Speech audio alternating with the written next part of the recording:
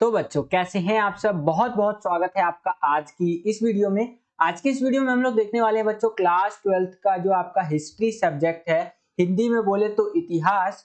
तो एक इसका इम्पॉर्टेंट हम लोग पेपर देखने वाले हैं, चाहे आप इसको सैंपल पेपर कह सकते हैं या फिर प्रैक्टिस पेपर कंसीडर कर सकते हैं बच्चों।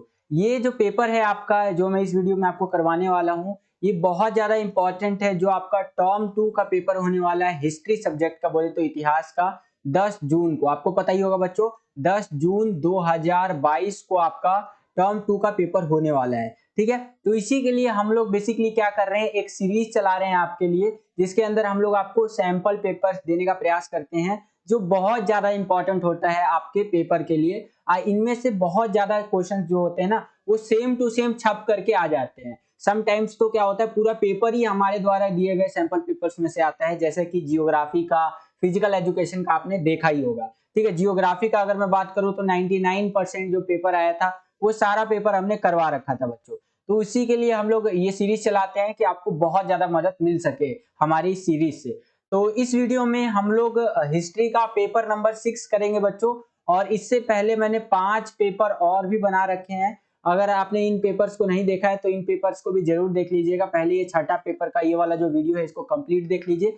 देन इन 5 पेपर्स को देखने के लिए आपको क्या करना है, इस वीडियो के डिस्क्रिप्शन बॉक्स को खोलना है। वहां पर आपको अदर वीडियोस का प्लेलिस्ट मिल जाएगा, वहां से आप देख सकते हैं।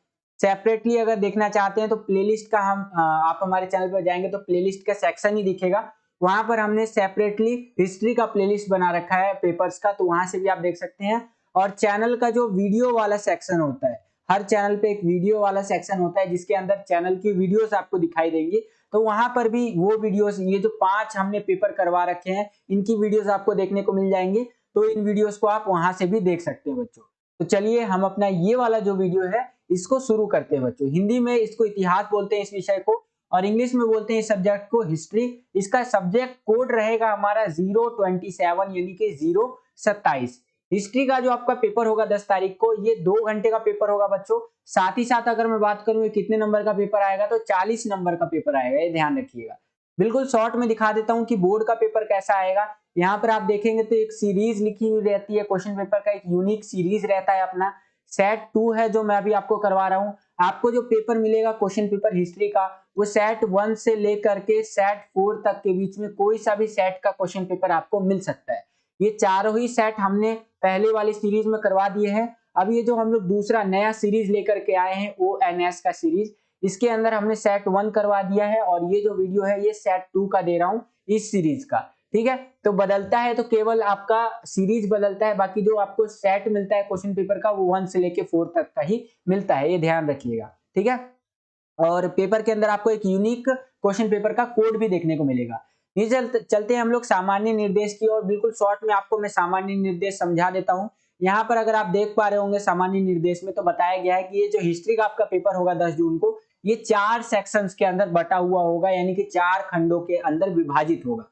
इसके अंदर आपको सेक्शन ए देखने को मिलेगा, सेक्शन बी देखने को मिलेगा, सेक्शन सी देखने को मिलेगा, और सेक्शन डी देखने को मिलेगा। ठीक है, और बताया गया है कि सारे प्रश्न अनिवार्य है, सब करना ही करना है आपको। सेक्शन ए के अंदर 3-3 नंबर वाले क्वेश्चंस देखने को मिलेंगे, जिनका आंसर जो आपको देना है 80 शब्दों में देना है। उसके आगे बता रखा है सेक्शन बी के अंदर आपको 6 नंबर वाले क्वेश्चंस देखने को मिलेंगे, जिनका आंसर आपको 150 टू 200 वर्ड्स, यानी कि 150 से 200 शब्दों में देना है बच्चों।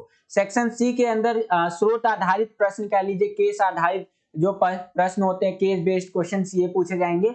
4 नंबर के क्वेश्चन आएंगे, 2 क्वेश्चन होंगे सेक्शन सी के अंदर। ठीक है, 8वां और 9वां। उसके आगे अगर हम लोग सेक्शन डी की बात करें, तो इसमें बताया गया है कि केवल एक प्रश्न होगा, क्वेश्चन नंबर 10 हम होगा इसके अंदर, और 2 नंबर का आपका मैप वाला आएगा क्वेश्चन, यानी कि मानचित्र वाला, वो सेक्शन डी के अंदर आएगा। नीचे चलते हैं तो और कुछ बेसिक बातें यहाँ पर आप देख सकते हैं लिखी हुई, जो कि आपको ध्यान में रखना है अपने हिस्ट्री के पेपर के लिए। उसके नीचे चलूं तो यही सारी चीजें इंग्लिश मीडियम में जनरल इंस्ट्रक्शंस के नाम से आती है, जिनको अगर आप पढ़ना चाहते हैं तो यहाँ पर वीडियो को पॉज करके पढ़ सकते हैं बच्चों। बेसिकली मैंने आपको दोनों ही भाषाओं में लगभग समझा दिया। तो इतनी बातें हैं बच्चों, जो आपका 10 तारीख को टर्म 2 का हिस्ट्री का पेपर होने वाला है, उसके लिए आपको पता होना चाहिए। ठीक है, तो आई होप कि आपको इतना सारा चीज समझ में आ गया होगा। अब हम लोग चलते हैं अपने पेपर। तो हम लोग आ गए हैं बच्चों सेक्शन ए के अंदर, जिसको हिंदी में आप खंड क भी बोलते हैं। इसके अंदर हमसे शॉर्ट आंसर टाइप जो क्वेश्चंस होते हैं वो पूछे जाएंगे। बोले तो 3 मार्क्स वाले जो क्वेश्चंस होते हैं ना हमारे, वो पूछे जाएंगे इस सेक्शन के अंदर बच्चों, जिनका आंसर आपको 80 शब्दों में देना है, ध्यान रखिएगा। तो सेक्शन ए का पहला क्वेश्चन आप अपनी स्क्रीन पर देख पा रहे होंगे कि मुगल शासकों द्वारा अभिजात वर्ग में भर्ती विभिन्न जातीय तथा धार्मिक समूहों से सावधानी पूर्ण की जाती थी, न्याय संगत ठहराना है इस चीज को आपको। देखिए इस क्वेश्चन में बिल्कुल ट्रिक लगा करके क्वेश्चन पूछा है, और प्रीवियस ईयर के अगर आप क्वेश्चन पेपर उठा के देखेंगे तो कई बार ये क्वेश्चन पूछ रखा है बच्चों कि मुगल जो शासक होते थे उनके द्वारा जो अभिजात वर्ग होता था, यानी कि मुगल्स के जो ऑफिशियल्स होते थे, जैसे कि अभी आप देखेंगे भारत सरकार है, ठीक है, तो भारत सरकार के आपको ऑफिशियल्स देखने को मिलेंगे, यानी कि गवर्नमेंट ऑफ इंडिया के ऑफिशियल्स यानी कि अधिकारी देखने को मिलेंगे। वैसे ही मुगल लोग जो होते थे ना उनके अधिकारी होते थे, तो उनकी जो वो लोग भर्ती करते थे ना वो विभिन्न जातीय तथा धार्मिक समूहों से करते थे, बिल्कुल सावधानी से। यानी हिंदू लोगों को भी भर्ती करते थे, अपने मुस्लिम लोगों को भी करते थे, सिख ईसाई जितने भी जो धर्म के लोग हुआ करते थे उनको करते थे, अलग अलग जाति के लोगों को क्या करते थे, ठीक है, बिल्कुल सावधानी से की जाती थी। इस चीज को आपको सही ठहराना है,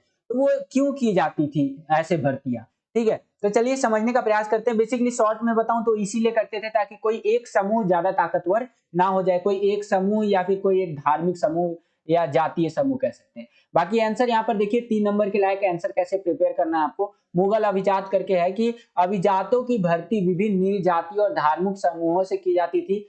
अभिजात वर्ग जो उनकी सेवा और राजा के प्रति भक्ति पर आधारित एवं समूह जो ईरानी, अफगानी, राजपूत, शेखजादा, दक्कनी से बना था, ठीक है। यानी कि जो अभिजात वर्ग था ना, जो ऑफिशियल्स थे बेसिकली, या फिर अमीर लोग भी आप कह सकते हैं, उसके अंदर राजा के जो एकदम गुणगान करने वाले होते हैं ना, बिल्कुल क्या बोलते हैं उसको, चमचा टाइप, जो ऐसे लोग होते थे ना वही लोग हुआ करते थे जो राजा को खुश रखा करते थे उस टाइम पे, ठीक है। अभिजात वर्ग के अंदर ऐसे ही लोग आया करते थे।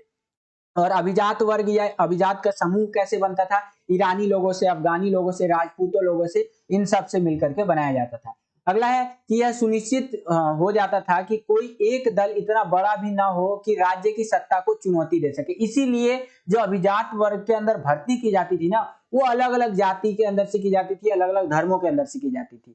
और अधिकारी वर्ग को गुलदस्ते के रूप में भी वर्णित किया गया है। एक कह सकते हैं फ्लावर का एक गुलदस्ता होता है ना, फूलों का गुलदस्ता, जो वफादारी के साथ बादशाह से जुड़े हुए थे, ठीक है। तो इसके ऊपर भी अलग से क्वेश्चन बनता है। प्रीवियस जो हमने वीडियोस बनाई है पेपर की, उनमें देखेंगे तो मैंने समझा रखा है। विभिन्न जातियों को लोग जैसे कि अरब, तुर्की, ताजिक, कुर्द, ततार, रूसी, अबिसिनियाई, ठीक है, इन सब के क्या होता था ना, शाही दरबार में आश्रय मांगा करते थे ये, ठीक है। और भारतीय मूल के 2 शासकीय समूह, राजपूतों और भारतीय जो हमारे मुसलमानों होगा ने शाही सेवा में प्रवेश किया, ठीक है। तो इस तरह से काफी सारी यहाँ पर लगभग 6 से 7 पॉइंट्स के अंदर आपको बताया गया है इस क्वेश्चन का आंसर।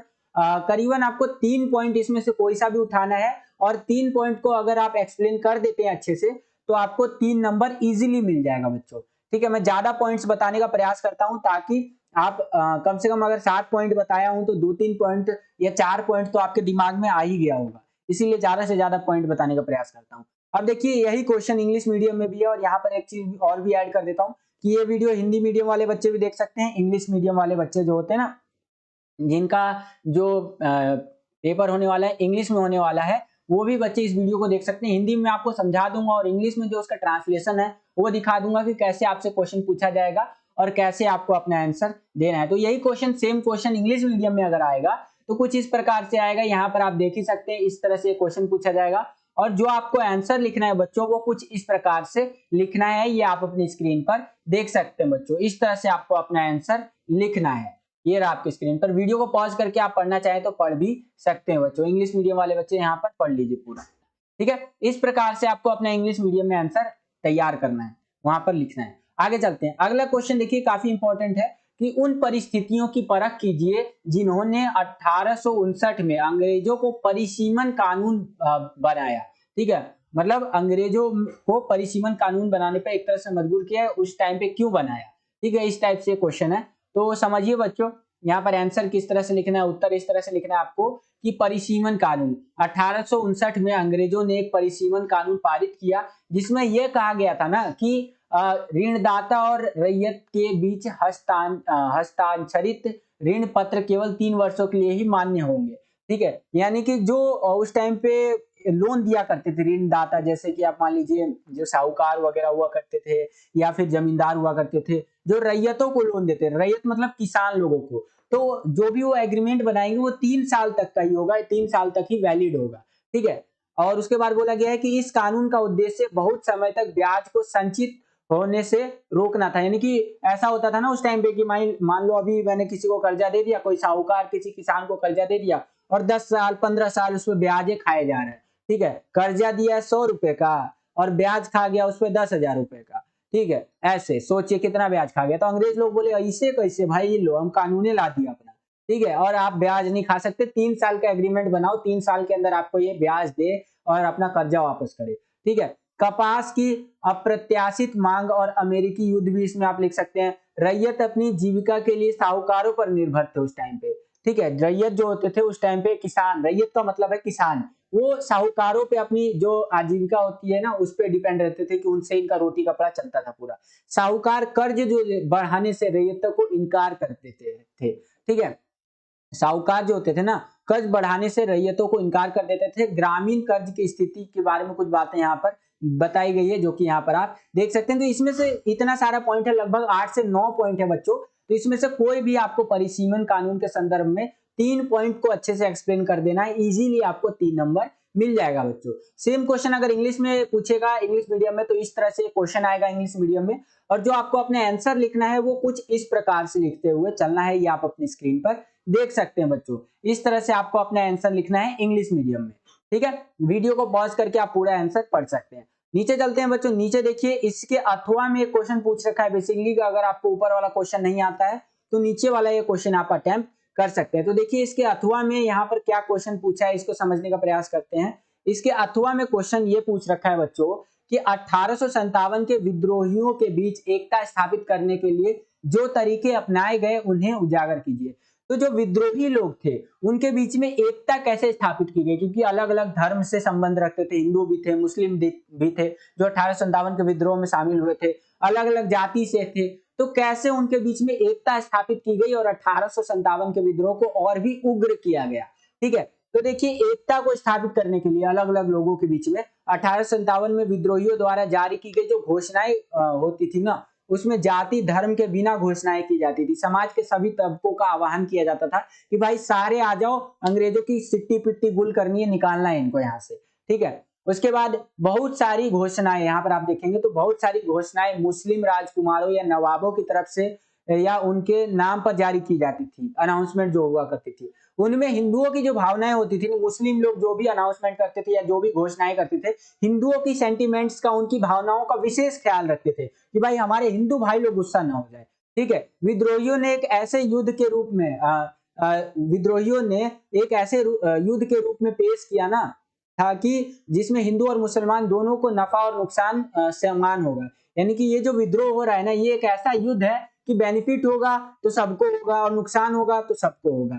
ठीक है, तो यहाँ पर और भी कुछ बातें हैं, लगभग यहाँ पर मैंने 6 पॉइंट में बता रखा है आपको, इनमें से वही कोई 3 पॉइंट में आपको एक्सप्लेन करना है, बाकी सारी चीजें आप यहाँ पर रीड आउट कर सकते हैं। कोई 3 पॉइंट अच्छे से आपको लिख करके आना है तो इजीली आपको 3 नंबर मिल जाएगा। सेम क्वेश्चन अगर इंग्लिश मीडियम में आएगा तो कुछ इस तरह से आएगा, आप यहाँ पर देख सकते हैं, highlight the method adopted to establish unity among the rebels of 1857। ठीक है, तो विद्रोहियों के बीच में एकता कैसे स्थापित की जाती थी, तो ये सारी चीजें आप यहाँ पर रीड आउट कर सकते हैं। इंग्लिश मीडियम वाले बच्चे वीडियो को पॉज करके अपना आंसर देख सकते हैं बच्चों। ठीक है, नीचे चलते हैं, यहाँ पर आप अपना आंसर देख लीजिए। आगे चलते हैं, अगला क्वेश्चन देखने का प्रयास करते हैं। अगला क्वेश्चन काफी इजी है और मैंने कई बार डिस्कस किया है कि जवाहरलाल नेहरू द्वारा पेश किए गए उद्देश्य प्रस्ताव में प्रस्तुत आदर्शों की जो है ना व्याख्या करनी है आपको। देखिए ये जो उद्देश्य प्रस्ताव था ये जवाहरलाल नेहरू के द्वारा पेश किया गया था। इस बात को अपने जहन में कह सकते हैं ना गांठ बांध लीजिए, क्योंकि कई बार क्या होता है ना, डायरेक्ट आपसे सीधा पूछेगा कि उद्देश्य प्रस्ताव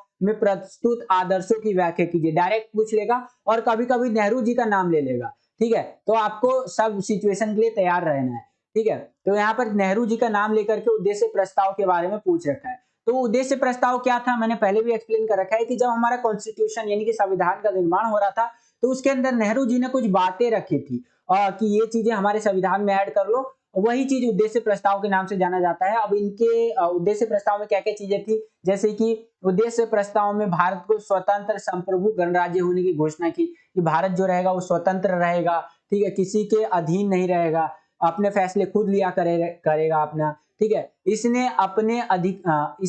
अपने नागरिकों को न्याय, समानता और स्वतंत्रता की गारंटी दी। यानी कि उद्देश्य प्रस्ताव के अंदर ये बोला गया कि जो भी भारत के नागरिक होंगे उनको न्याय मिलेगा, सभी समान है, कोई ऊंची जाति का नहीं है, कोई नीचे जाति का नहीं होगा। यह आश्वासन दिया कि अल्पसंख्यक या पिछड़े आदिवासी क्षेत्र और उदास और अन्य पिछड़ा वर्ग के लिए पर्याप्त सुरक्षा प्रदान की जाएगी, ठीक है। यहाँ पर उदास नहीं होगा, मतलब अन्य आप कह सकते हैं पिछड़ा वर्ग के लिए, कि मतलब जो माइनॉरिटीज है उनको भी कह सकते हैं आरक्षण दिया जाएगा और उनको भी आगे बढ़ाने के लिए योगदान दिया जाएगा। तो ये कुछ चीजें हैं जो उद्देश्य प्रस्ताव के बारे में आप लिख सकते हैं 3 नंबर के अंदर। सेम क्वेश्चन अगर आपका इंग्लिश मीडियम में आ जाता है तो कुछ इस तरह से इंग्लिश मीडियम में क्वेश्चन पूछेगा, यहाँ पर आप देख सकते हैं इस तरह से क्वेश्चन रहेगा, और जो आपको आंसर लिखना है उद्देश्य प्रस्ताव के बारे में वो कुछ इस प्रकार से लिखना है बच्चों, ठीक है। वीडियो को पॉज करके आप रीड भी कर सकते हैं। आगे चलते हैं, अगला प्रश्न देखते हैं, चौथा प्रश्न कि 1915 में जब गांधी जी भारत आए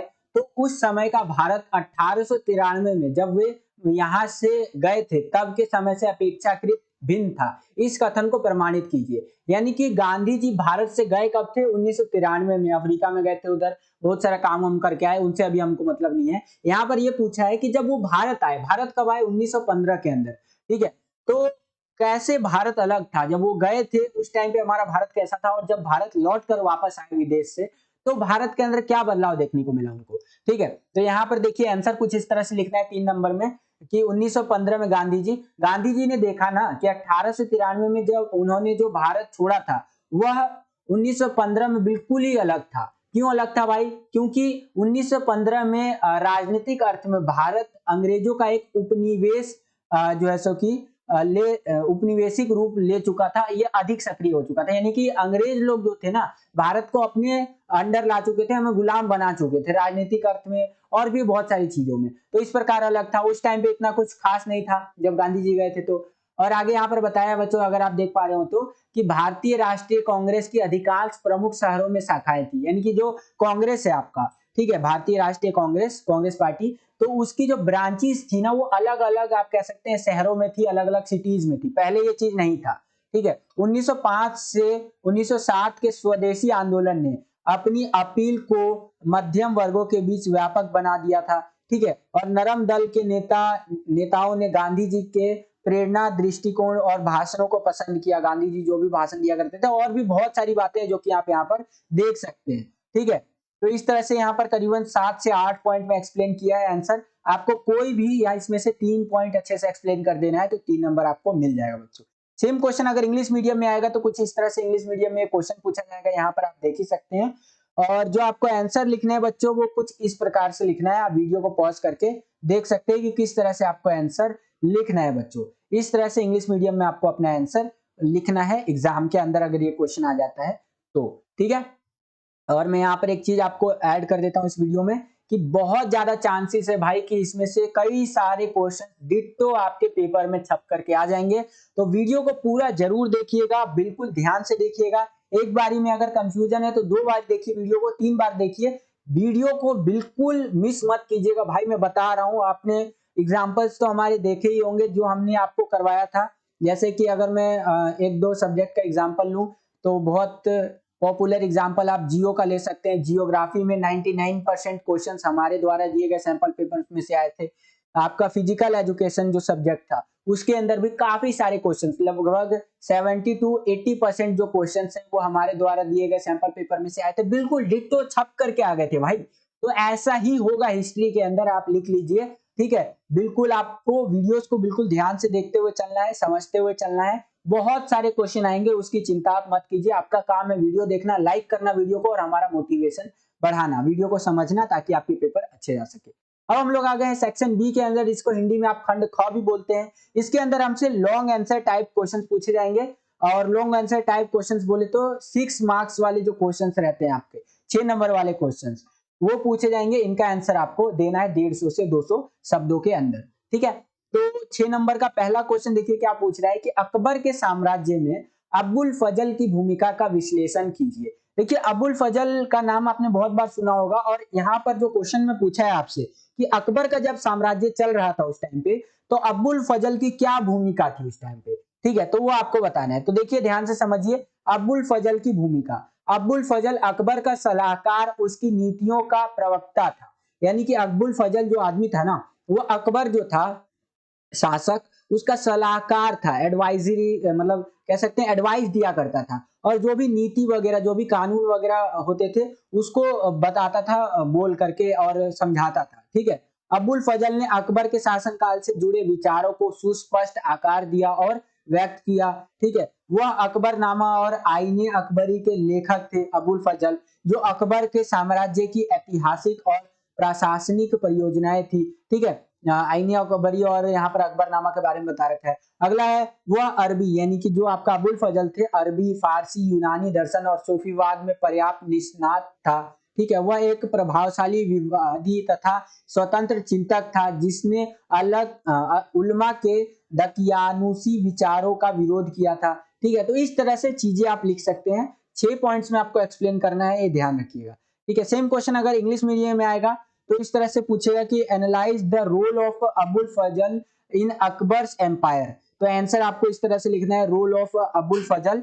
तो इस तरह से आप यहाँ पर देख सकते हैं बच्चों, इस तरह से आंसर आपको लिखना है। तो अब हम लोग आ गए हैं छठे प्रश्न की ओर। छठा प्रश्न देखिए क्या पूछ रहा है हमसे कि असहयोग आंदोलन ने एक लोकप्रिय कार्यवाही के बहाव को उन्मुक्त कर दिया था, ठीक है, जो औपनिवेशिक भारत में बिल्कुल ही अभूतपूर्व थी। इस कथन का विश्लेषण कीजिए। तो असहयोग आंदोलन के बारे में आपको जिक्र करना है और ये बताना है कि किस प्रकार से यहाँ पर असहयोग आंदोलन का इफेक्ट देखने को मिला, ठीक है, औपनिवेशिक भारत के अंदर, यानी कि जो अंग्रेजों के गुलाम थे हम लोग उस टाइम पे, ठीक है। तो ध्यान से समझिए बच्चों, यहाँ पर क्या आंसर आपको लिखना है, ठीक है। 6 नंबर का एक क्वेश्चन आएगा कि असहयोग आंदोलन ने एक लोकप्रिय कार्यवाही के बहाव को उन्मुक्त कर दिया था जो औपनिवेशिक भारत में बिल्कुल ही अभूतपूर्व थी। कैसे थी भाई, ध्यान से समझिए। गांधी जी ने रॉलेट एक्ट और जलियांवाला बाग हत्याकांड के विरोध का नेतृत्व किया। रॉलेट एक्ट जो आया था और जलियांवाला बाग हत्याकांड 13 अप्रैल 1919 को जो हजारों भारतीयों को गोली से मरवा दिया गया जनरल डायर के द्वारा, तो इसका विरोध किया गया किसके द्वारा, गांधी जी के द्वारा। उन्होंने क्या किया, असहयोग आंदोलन में खिलाफत आंदोलन के मुद्दे को भी जोड़ा और स्वराज्य की मांग की, ठीक है। गांधी जी पहले से तो असहयोग आंदोलन चलाइए रहे थे और उन्होंने देखा कि भाई ये सारी चीजें बहुत ट्रेंडिंग में है, तो इसको मिला लेते हैं, ठीक है। और क्या करते हैं कि यहाँ पर खिलाफत आंदोलन को भी मिला लिया और स्वराज की मांग की, ठीक है। उसके बाद आप लिख सकते हैं कि उन्होंने स्वशासन की अवधारणा को भी बढ़ावा दिया और सत्याग्रह को लोकप्रिय बनाया। उन्होंने बोला कि भाई लोग सत्याग्रह करो यार, अहिंसा को छोड़ो, ठीक है, सॉरी हिंसा को छोड़ो, मैं अहिंसा बोल गया, माफी चाहूंगा। हिंसा को छोड़ो, लड़ाई झगड़े में कुछ नहीं रखा भाई, अहिंसा का मार्ग अपनाओ। अगला है असहयोग आंदोलन में व्यापक रूप से सभी वर्गों की भागीदारी थी। हिंदू लोग भी थे, मुसलमान लोग भी थे जो कि खिलाफत आंदोलन के साथ मिलकर के आए थे। असहयोग को लेकर दोनों की भागीदारी ब्रिटिश साम्राज्य के लिए एक एकजुट चुनौती गांधी जी ने नेतृत्व में पहले कभी नहीं हुई। मतलब गांधी जी का नेतृत्व, यानी कि उन्होंने पहले भी आंदोलन वगैरह किए थे, लेकिन जैसा रिस्पॉन्स उनको असहयोग आंदोलन में देखने को मिला ना भाई, ऐसा रिस्पॉन्स उनको और कोई आंदोलनों में देखने को नहीं मिला, क्योंकि इसके अंदर हिंदू भी शामिल हो गए, मुसलमान भी शामिल हो गए, सब इन दोनों धर्म शामिल हो गए और बोला गया कि भाई अंग्रेजों को निकालो, इनकी चीजों का सहयोग करना छोड़ दो। किन किन चीजों का सहयोग करना छोड़ दो उसके बारे में भी समझते हैं। उन्होंने अहिंसा को लोकप्रिय बनाया और स्वदेशी और बहिष्कार पर जोर दिया। उन्होंने बोला कि स्वदेशी अपनाओ और जो इनकी चीजें उनका बहिष्कार करो। छात्रों ने क्या किया, सरकार द्वारा संचालित स्कूलों कॉलेजों में जाना बंद कर दिया। वकीलों ने अदालत में जाना छोड़ दिया कि हम लोग ब्रिटेन वालों का कोई भी अदालत में नहीं जाएंगे। मजदूर वर्ग और कई कस्बों और शहरों में हड़ताल पर चले गए, ठीक है। मजदूर क्या करे कि बोले भाई हम क्या कर सकते हैं, हम हड़ताल कर सकते हैं, हम आपका काम नहीं करेंगे। तो इस तरह से आप इस क्वेश्चन का आंसर लिख सकते हैं बच्चों। करीबन 7 से 8 पॉइंट के अंदर इसमें एक्सप्लेन किया हुआ है, तो आपको इस तरह से यहाँ पर लिखना है। सेम क्वेश्चन आपको इंग्लिश मीडियम में कुछ इस तरह से देखने को मिलेगा। यहाँ पर आप देख सकते हैं इस तरह से इंग्लिश मीडियम में ये वाला क्वेश्चन आएगा और जो आंसर आपको लिखना है बच्चों वो कुछ इस प्रकार से लिखना है। ये आप अपनी स्क्रीन पर देख सकते हैं बच्चों। इस तरह से इंग्लिश मीडियम में आपको आंसर लिखते हुए चलना है। वीडियो को पॉज करके आप पढ़ते हुए भी चलिए, ठीक है। यहाँ पर आप देख भी सकते हैं। इस तरह से आंसर आपको लिखना है। इसी में आपको एक अथवा देखने को मिल जाएगा, यानी कि एक चॉइस देखने को मिल जाएगी। बेसिकली अगर आपको ऊपर वाला क्वेश्चन नहीं आता तो नीचे वाला क्वेश्चन आप अटेम्प्ट कर सकते हैं, इसीलिए आपको चॉइस देता है, ठीक है, क्वेश्चन के अंदर। तो नीचे देखिए इसके अथवा में क्या क्वेश्चन पूछा है, बिल्कुल जो टाइम पीरियड होता है ना आपका, ईयर्स होता है, उसको मिक्स करके आपको कंफ्यूज करने का प्रयास किया गया है। यहाँ पर किस तरह से कंफ्यूज किया है कि 1927 से 1931 के दौरान भारत में गांधी जी की गतिविधियों का विश्लेषण कीजिए। 1927 से 1931 दे दिया ना, कंफ्यूज कर दिया ना आपको टाइम पीरियड के अंदर। तो आपको पूरा याद होना चाहिए कि गांधी जी का जो टाइम पीरियड था वो किस टाइप से था, ठीक है। 15 में वो भारत आए, ठीक है, उसके बाद फिर उन्होंने बीकेयू में भाषण दिया, फिर 16 में क्या उन्होंने किया, 17 में किया, 18 में क्या किया, 1900। तो इस तरह से आपको याद होना चाहिए, तभी इस तरह के क्वेश्चंस का आंसर आप लिख पाएंगे बच्चों, ध्यान रखिएगा, ठीक है। और ये क्वेश्चंस ऐसे आपसे बहुत पूछेगा घुमा करके, ठीक है। काफी अगर देखिए जो क्वेश्चंस बनाने वाले होते हैं ना सीबीएसई के अंदर, तो उनको अगर क्वेश्चन घुमाने में थोड़ा दिक्कत होता है ना, तो इसी तरह से टाइम पीरियड ले आते हैं कि हाँ 1927 से 1931 के बीच में बताओ, या 1915 से 1920 20 के बीच में बताओ। इस तरह से टाइम पीरियड ला करके आपको कंफ्यूज करने का प्रयास करेंगे। तो आपको कंफ्यूज नहीं होना है, समझना है क्वेश्चन को, ठीक है। तो देखिए 1927 से 31 की अगर हम लोग बात करें तो गांधी जी ने असहयोग आंदोलन के बाद कई वर्षों तक समाज सुधार का कार्य किया। जब से असहयोग आंदोलन उन्होंने वापस लिया, चोरी चोरा हत्याकांड जो उत्तर प्रदेश में हुआ था, पुलिस वालों को मार दिया गया था, उसके बाद से तो कई सालों तक उन्होंने समाज सुधार में ज्यादा ध्यान दिया। अब बात करें 1928 में गांधी जी ने भारत की स्थिति की जांच पड़ताल करने वाले सभी श्वेत सदस्यों वाले साइमन कमीशन का विरोध किया। देखिए यहाँ पर आ गया ना, 28 में इन्होंने साइमन कमीशन का विरोध किया, और 1929 में लाहौर अधिवेशन में पूर्ण स्वराज की मांग कर दी, और 26 जनवरी 1930 को स्वतंत्रता दिवस के रूप में मनाया गया और राष्ट्रीय ध्वज फहराया गया। गांधी ने स्पष्ट निर्देश दिए कि इन दिनों को मतलब कैसे मनाया जाएगा, ठीक है। तो इस तरह से काफी और चीजें हैं। उन्होंने हिंदू और मुसलमान एकता, अछूतों की सेवा आदि जैसे रचनात्मक कार्य किए। तो देखिए इस तरह से आपको अपना आंसर प्रिपेयर करना है, लिखना है, अगर क्वेश्चन आ जाता है तो।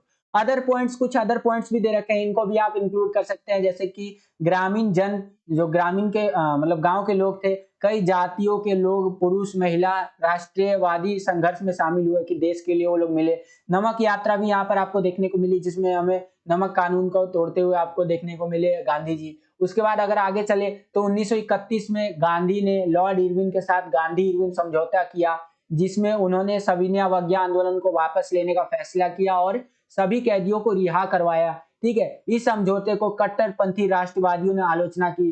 तो काफी सारे पॉइंट्स और भी आपको देखने को मिल जाएंगे, इसमें से कोई 6 पॉइंट लेकर के आपको एक्सप्लेन कर देना है बच्चों। तो आई होप कि ये वाला जो क्वेश्चन था कि 1927 से 1931 के बीच में गांधी जी की क्या गतिविधियां थी, क्या एक्टिविटीज थी, तो आपको समझ में आ गया होगा। अब 6 नंबर का ये क्वेश्चन पूछा जाएगा तो आंसर दे दीजिएगा बच्चों। सेम क्वेश्चन इंग्लिश मीडियम में आएगा तो कुछ इस तरह से आएगा।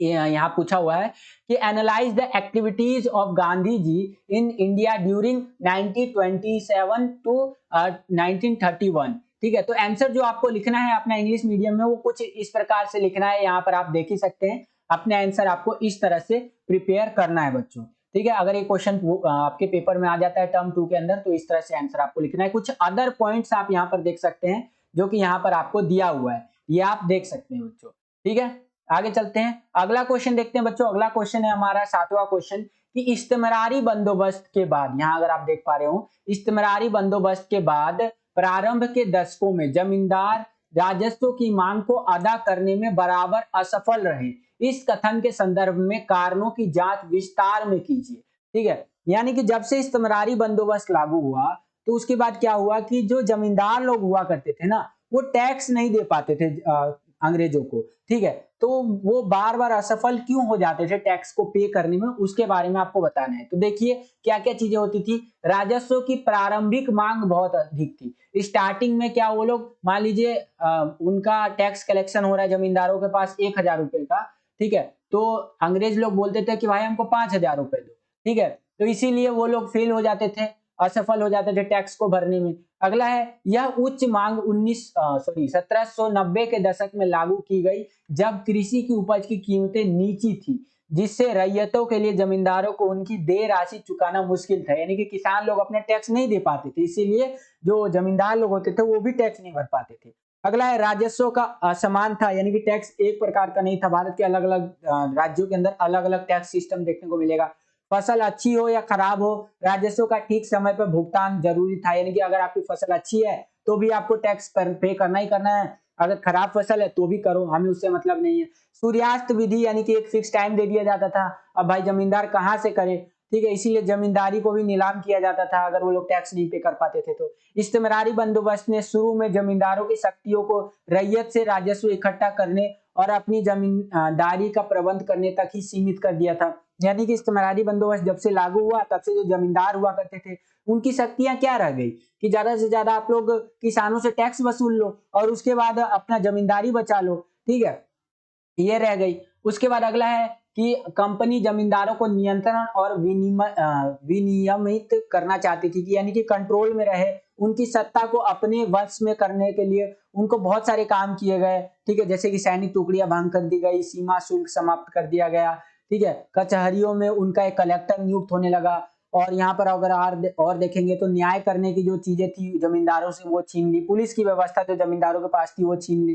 तो इस तरह से आपको 7 पॉइंट के आसपास यहाँ पर दिया हुआ है, 7-8 पॉइंट जो भी है, तो आपको कोई भी 6 पॉइंट में एक्सप्लेन कर देना है ये वाला जो क्वेश्चन है आपका, तो इजीली आपको 6 नंबर मिल जाएगा बच्चों। आगे चलते हैं, सेम क्वेश्चन अगर इंग्लिश मीडियम में आएगा तो कुछ इस प्रकार से क्वेश्चन पूछा जाएगा, यहाँ पर देख ही सकते हैं। और जो आपको आंसर लिखना है बच्चों वो इस प्रकार से आंसर लिखते हुए चलना है, यहाँ पर आप देख सकते हैं। इंग्लिश मीडियम वाले बच्चे वीडियो को पॉज करके अपने आंसर देख लीजिए बच्चों, ठीक है, इस तरह से आपको अपने आंसर लिखना है इंग्लिश मीडियम के अंदर अगर ये क्वेश्चन आपसे पूछ लिया जाता है तो, ठीक है। तो आई होप कि इतना आपको समझ में आ गया होगा। आगे चलते हैं अब हम लोग। आगे देखिए, एक अथवा दे दिया आपको इसी के अंदर, इस क्वेश्चन के अंदर, कि अगर आपको ऊपर वाला क्वेश्चन नहीं आता है तो ये नीचे वाला क्वेश्चन आप अटेम्प्ट कर सकते हैं, ठीक है। तो इसके अथवा में देखिए बच्चों क्या क्वेश्चन पूछ रहे हैं हमसे। इसी क्वेश्चन के अथवा में हमसे पूछा है, ध्यान से समझिए, कि राजमहल की पहाड़ियों के पहाड़ी लोगों की जीविका के स्रोत की परख कीजिए और संथालों के आने पर उन्होंने किस प्रकार प्रतिक्रिया की। यानी कि जो राजमहल की पहाड़ियां थी वहां के जो पहाड़ी लोग जो थे ना वो अपना जीवन कैसे बिताया करते थे, और संथाल लोग आए तो इससे क्या चीजें हमें देखने को मिली संथाल लोगों के आने से, ठीक है, संथालों के आने से। तो यहाँ पर ध्यान से समझिए बच्चों, राजमहल की पहाड़ी लोगों की आजीविका के स्रोत, वे शिकार करते थे, झूम खेती करते थे, भोजन इकट्ठा करने वाले थे, और काठ कोयला बनाने वाले और रेशम कीड़ा पालकर अपना जीवन बिताते थे। वे इमली के पेड़ों के बीज बनी झोपड़ियों में रहते थे, मतलब इमली के पेड़ों से जो बीज बनी हुई, मतलब इमली के पेड़ के बीच में बनी हुई जो झोपड़ियां थी वहां पर रहा करते थे, और आम के पेड़ों की छाया में आराम करते थे, ठीक है। राजमहल की पहाड़ियों में जो लोग रहा करते थे उनके बारे में बता रहा है। वे पूरे क्षेत्र को अपनी भूमि, अपना पहचान का आधार और साथ ही अस्तित्व का रूप मानते थे। तो इस तरह से आपको 3 पॉइंट में इनका बता देना है। उसके बाद देखिए, संथाल आने पर प्रतिक्रिया, ठीक है, पहाड़ियों को नियंत्रण करने के लिए अंग्रेजों ने संथालों को दामिने कोह देकर राजमहल की तलहटी पर बसने के लिए आमंत्रित किया, ठीक है, दामिने कोह के तहत। अगला है कि पहाड़ियां लोगों ने इसका विरोध या प्रतिरोध किया, लेकिन अंततः वह इन पहाड़ियों में भीतर की ओर जाने के लिए मजबूर हो गए। पहाड़ियां शुष्क अंदरूनी और बंजर भूमि तक ही सीमित किए आ गए, मतलब इस तरह से चीजें। और भी कुछ चीज है कि उपजाऊ जमीन पहाड़ियां के दुर्गम हो गई, मतलब उपजाऊ जमीन जो थी ना वो पहाड़ियों के लिए दुर्गम हो गई, उनको नहीं मिलती थी, इसीलिए वे आगे खेती को बनाए नहीं रख सकते थे, मतलब खेती आगे नहीं कर सकते थे। तो इस तरह से आपका ये आंसर हमारा यहाँ पर हो जाता है। इस तरह से आपको इस क्वेश्चन का आंसर लिखना है अगर आपसे ये क्वेश्चन 6 नंबर में पूछ लेता है तो बच्चों। आई होप कि इतना आपको समझ में आ गया होगा। आगे चलते हैं, यही क्वेश्चन, सेम क्वेश्चन अगर इंग्लिश मीडियम में आएगा तो कुछ इस तरह से क्वेश्चन पूछा जाएगा, यहाँ पर आप देख सकते हैं। और जो आंसर आपको लिखना है बच्चों वो कुछ इस प्रकार से लिखते हुए चलना है। यहाँ वीडियो को पॉज करके आप अपना आंसर देख सकते हैं, इस तरह से आंसर आपको इंग्लिश मीडियम में लिखना है बच्चों, ठीक है। आगे चलते हैं, और जो बचा हुआ आंसर है यहाँ पर आप देख सकते हैं, इस तरह से आंसर आपको अपना इंग्लिश मीडियम में प्रिपेयर करना है। आगे चलें तो अगला क्वेश्चन, अब हम लोग आ गए हैं सेक्शन सी के अंदर, जिसको हिंदी में आप खंड ग भी बोलते हैं। सोर्स बेस्ड क्वेश्चन, यानी स्रोत आधारित प्रश्न पूछे जाएंगे बच्चों इस सेक्शन के अंदर। आपसे 2 क्वेश्चन होंगे, 8वां क्वेश्चन और 9वां क्वेश्चन रहेगा, और 4-4 नंबर के क्वेश्चन ये रहेंगे हमारे। 8वां क्वेश्चन भी 4 नंबर का और 9वां क्वेश्चन भी 4 नंबर का बच्चों। तो ये देखिए 8वां क्वेश्चन का यहाँ पर आप स्रोत अगर पढ़ना चाहते हैं तो पढ़ लीजिए, मैं डायरेक्ट क्वेश्चन आंसर्स पे चलूंगा बच्चों ताकि हमारा टाइम बचे। चरखा नामा के ऊपर ये स्रोत दिया हुआ है आपका। और चलिए हम लोग डायरेक्ट क्वेश्चन आंसर पे चलते हैं। तो 8.1 में 1 नंबर के लिए पूछा है कि यह कविता किस विधा की है, सॉरी, ठीक है। तो दक्कनी में लिखी सूफी छोटी कविता है ये, ठीक है। आगे चलें तो यहाँ पर लिखा हुआ है कि इस परंपरा की 2 अन्य रचनाओं के नाम लिखने हैं, तो लोरीन नामा और शादी नामा, ठीक है। ये आपका स्रोत से ही रिलेटेड क्वेश्चन आंसर है, ये मत बोलिएगा कि सर कहाँ से क्वेश्चन आंसर ला रहे हो। तो ये दोनों क्वेश्चन 1-1 नंबर के थे। अब 8.3 ये जो क्वेश्चन है आपका, ये 2 नंबर का क्वेश्चन है, ध्यान रखिएगा, ठीक है। कि इन रचनाओं को कब और क्यों कौन गाता था? तो ये रचनाएं संभवतः औरतें द्वारा चक्की पीसने और चरखा काटते हुए मतलब गाई जाती थी, इस तरह से आप लिख सकते हैं। आगे चलते हैं, यही क्वेश्चन अगर आपसे इंग्लिश मीडियम में पूछेगा 8वां क्वेश्चन, तो कुछ इस तरह से बोला है कि आपको ये पढ़ना है और आंसर देना है। तो यहाँ पर आप देख सकते हैं ये स्रोत है आपका, इसको रीड करना है आपको पूरा और आंसर लिखना है। तो यहाँ पर 8.1 में देखिए क्या पूछा है कि व्हाट, यहाँ पर आप देख सकते हैं इस तरह से क्वेश्चन पूछा है और इस तरह से आंसर आपको लिखना है 1 नंबर के लिए, ठीक है। आगे चलते हैं, अगला क्वेश्चन 8.2 में यहाँ पर आप देख सकते हैं name 2 other worker of this tradition, तो इस तरह से आंसर आपको लिखना है 1 नंबर में। आगे चले इंग्लिश मीडियम में देखें तो ये 2 नंबर का क्वेश्चन है, यहाँ पर आप देख सकते हैं इस तरह से 2 नंबर का क्वेश्चन है और इस तरह से आपको आंसर लिखना है बच्चों, ठीक है। आगे चलते हैं, अब हम लोग आ गए 9वें प्रश्न में। 9वां प्रश्न भी हमारा स्रोत आधारित है, यहाँ पर आप देख सकते हैं। तो ये जो स्रोत है ये चैप्टर नंबर जो 15वां है, संविधान का निर्माण, एनसीईआरटी का जो 15वां चैप्टर है उससे लिया गया है।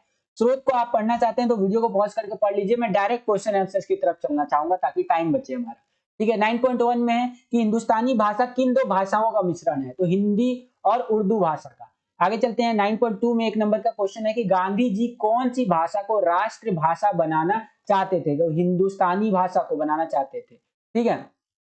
आगे चलते हैं, ये 2 नंबर का क्वेश्चन है, सॉरी 9.3। राष्ट्रीय भाषा की कोई 2 विशेषताएं लिखनी है। तो पहला है राष्ट्रीय भाषा समृद्ध और शक्तिशाली होना चाहिए। दूसरा है यह मानवीय विचारों और भावनाओं को अभिव्यक्ति दे सके, राष्ट्रीय भाषा। तो इस तरह से इसका आंसर आप लिख सकते हैं 2 नंबर में। आई होप के समझ में आ गया होगा, स्रोत आधारित प्रश्न था हमारा और यही क्वेश्चन अगर आपसे इंग्लिश मीडियम में पूछेगा, ठीक है। तो इस तरह से इंग्लिश मीडियम में ये स्रोत आपसे नीचे देखेंगे तो पूछा जाएगा, वीडियो को पॉज करके आप पढ़ सकते हैं। सोर्स जो है chapter number 15 making of the constitution NCERT से लिया गया है, यहाँ पर आप देख ही सकते हैं बच्चों। इस तरह से ये स्रोत आपका लिया गया है, वीडियो को पॉज करके पढ़ना चाहे तो पढ़ सकते हैं। हम लोग डायरेक्ट यहाँ पर देखिए बच्चों 9.1 में पूछा है कि Hindustani language is a mixture of 2 languages, ठीक है, विच 2 लैंग्वेजेस? तो आंसर है हिंदी एंड उर्दू, ठीक है। आगे चले 9.2 में है कि which language did Gandhi ji wants to make national language? तो हिंदुस्तानी लैंग्वेज को राष्ट्रीय भाषा बनाना चाहते थे। अगला क्वेश्चन 2 नंबर के लिए है, यहाँ पर आप देख सकते हैं कि right any 2 characteristics of a national language. तो यहाँ पर आप देख सकते हैं बच्चों। आगे चलते हैं, अब हम लोग आ गए हैं सेक्शन डी के अंदर, जिसको हिंदी में आप खंड घ भी बोलते हैं। इसमें मैप से रिलेटेड आपसे क्वेश्चन पूछे जाएंगे और 2 नंबर का मैप आता है, ध्यान रखिएगा। तो 2 नंबर का मैप वाला क्वेश्चन आएगा। पहला है 10वां क्वेश्चन है हमारा, 10वें का पहला है कि वह स्थान जहां पर गांधी जी ने अपने राजनीतिक करियर, ठीक है, भारत के अंदर अपने राजनीतिक करियर का सबसे महत्वपूर्ण भाषण दिया था प्रारंभ में, स्टार्टिंग में। The place where Gandhi ji gave the most important speech of his political career. तो बनारस हिंदू विश्वविद्यालय, जो BKU आप कह सकते हैं, वहां पर दिया था, आपको पता होगा। तो अगर बनारस हम लोग लोकेट करना चाहें तो मैप के अंदर आप देख सकते हैं बनारस यहाँ पर रहेगा आपका, ये रहा आपके सामने, ये बनारस है, यहाँ पर आपको लोकेट कर देना है। तो पहले का आंसर हमारा यहाँ पर, पहला क्वेश्चन का आंसर हमारा ये हो जाएगा। आगे चलते हैं, अगला क्वेश्चन देखते हैं। अगला क्वेश्चन इसी के अथवा में, अगर आप देख पा रहे होंगे बच्चों, इसी क्वेश्चन में एक अथवा दे दिया कि अगर आपको ऊपर वाला क्वेश्चन नहीं आता तो ये नीचे वाला क्वेश्चन आप अटेम्प्ट कर सकते हैं।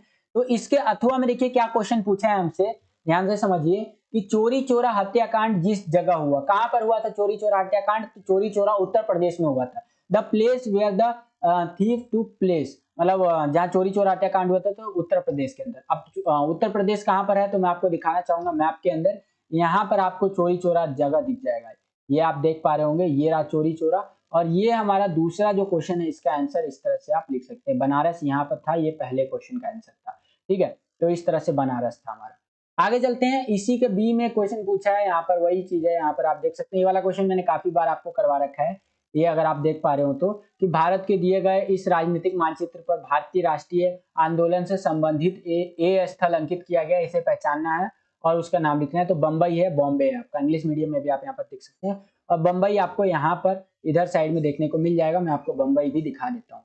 ये आप देख सकते हैं, यहाँ पर आपका लोकेट किया हुआ है बम्बई, ठीक है। तो ये हमारा बी का आंसर है बच्चों, बम्बई। इस तरह से आपको लोकेट कर देना था बच्चों। तो बस यही था हमारा ये वाला वीडियो, हमारा हिस्ट्री का पेपर नंबर जो 6 था बच्चों, पेपर नंबर 6 ये समाप्त होता है। आई होप कि आपको ये वीडियो पसंद आया होगा बच्चों। अगर आपको ये वीडियो पसंद आया तो लाइक कीजिए इस वीडियो को, ज्यादा से ज्यादा लाइक कीजिए और हमारा मोटिवेशन बढ़ाइए और वीडियोस को बनाने के लिए। ज्यादा लाइक करेंगे तो हमारा मोटिवेशन बढ़ता है। आपका टर्म 2 का तैयारी हम ऐसे ही करवाते रहेंगे। अगर आप ज्यादा से ज्यादा वीडियो को लाइक करते हैं, सपोर्ट करते हैं हमारे चैनल को, इस वीडियो को शेयर भी किया कीजिए अपने सभी दोस्तों के साथ। अगर आप हमारे चैनल पर नए हैं और पहली बार हमारे चैनल का ये वीडियो देख रहे हैं तो आप हमारे चैनल को सब्सक्राइब कर सकते हैं इसी तरह की टर्म 2 की तैयारी करने के लिए, ठीक है। जो भी सब्जेक्ट के एग्जाम बचे हैं उनकी तैयारी और भी अच्छी तरीके से हम करवा देंगे आपको। सब्सक्राइब कर लीजिए, बगल में आपको बेल का आइकन देखने को मिलेगा, इसको प्रेस करके आपको क्या करना है, ऑल पे क्लिक करना है। जैसे ही आप ऑल पे क्लिक कर देंगे तो जितने भी हम लोग वीडियोस डालेंगे टर्म 2 की तैयारी करवाने के लिए, उसका नोटिफिकेशन सबसे पहले आपके फोन पर आ जाएगा, ताकि आपकी टर्म 2 की तैयारी और भी अच्छी तरीके से हो सके बच्चों। आज के लिए इतना ही, मिलता हूं आपसे अगली एक्साइटिंग वीडियो में। तब तक के लिए खुश रहिए, खुश रखिए सभी को। जय हिंद, वंदे मातरम।